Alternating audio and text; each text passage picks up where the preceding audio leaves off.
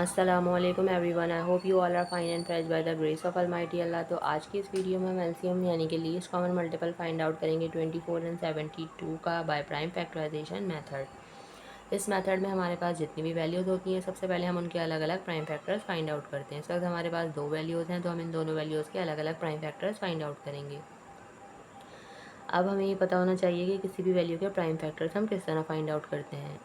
Prime factors हम इस तरह फाइंड आउट कर सकते हैं कि उस वैल्यू को हमें कम्प्लीटली डिवाइड करना है जब तक कि हमारे पास वन ना आ जाए, और डिवाइड भी हमें सिर्फ और सिर्फ प्राइम नंबर से करना है। अब यहाँ ये बात ज़रूरी है कि हमें पता हो कि प्राइम नंबर्स कौन से नंबर्स होते हैं। ऐसे नंबर जो सिर्फ और सिर्फ दो ही टेबल्स में आते हैं, एक अपने और दूसरे वन के, वो कहलाते हैं प्राइम नंबर्स। मैं आपको कुछ प्राइम नंबर्स की एग्जाम्पल दे रही हूँ, जैसे कि 2, 3, 5, 7 और ये इसी तरह कंटिन्यू रहते हैं।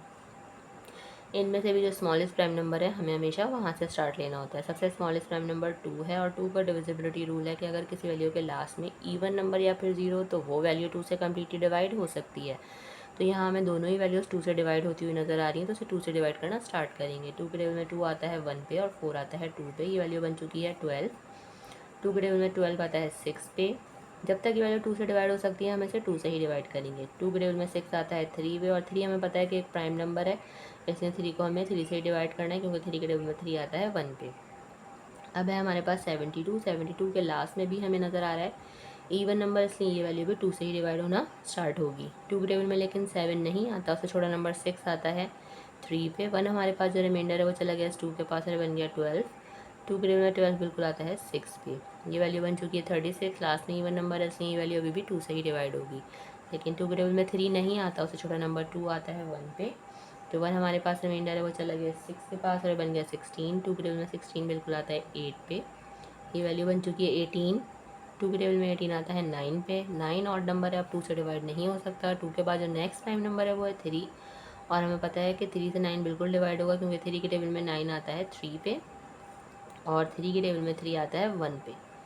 यहाँ हम 72 को भी कम्प्लीटली डिवाइड कर चुके हैं। अब सबसे पहले तो हम इन दोनों के प्राइम फैक्टर्स को यहाँ वन बाय वन इस तरह लिखेंगे। 24 के हमारे पास प्राइम फैक्टर्स आए हैं 2 multiply by 2 multiply by 2 and multiply by 3। उसके बाद 72 के हमारे पास प्राइम फैक्टर्स आए हैं 2 multiply by 2 multiply by 2 multiply by 3 and multiply by 3। अब नेक्स्ट स्टेप पे हमें इनकी पेयरिंग करनी है। हमें देखना है ऐसे कौन से प्राइम फैक्टर हैं जिनके पेयर हमें बनते हुए नज़र आ रहे हैं। जैसे ये 2 का पेयर बना, पेयर बन के बाहर आ गया, इसे हमने एक बार लिख लिया। ये एक और 2 का पेयर बना, पेयर बन के बाहर आ गया, इसे भी हमने एक बार लिख लिया। एक और 2 का पेयर बना है, ये भी पेयर बन के बाहर आ गया, इसे भी हमने एक बार लिख लिया।